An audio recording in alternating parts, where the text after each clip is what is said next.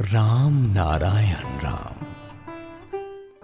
হদিশের বেদিশ হয়ে গেছে বলেই অবাং মানস গোচর, গুণাতীত, ভাবাতীত এইসব নানা রকম ব্যাখ্যা দিয়ে অতীতের অতীত করে ছেড়ে দিয়ে ওই স্তর বাদ দিয়ে পরবর্তী স্তর হতে শঙ্কর, গৌড়পাদ, বুদ্ধ তাঁদের বক্তব্য আরম্ভ করলেন।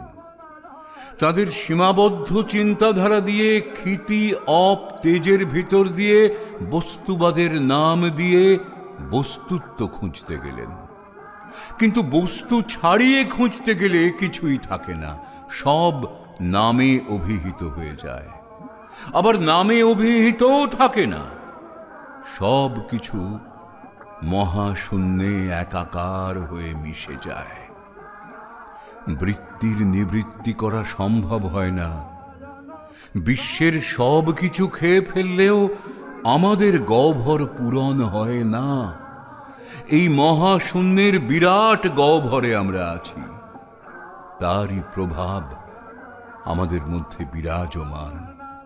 আবার আমরা আছি বলে মনে হচ্ছে, কেননা আমরা চিৎকার করছি, ব্যথা পাচ্ছি, বুঝতে পারছি বলে মনে হচ্ছে। এই যে মনে হচ্ছে বলে মনে হচ্ছে, এই মনে হওয়াটাও মনে হচ্ছে।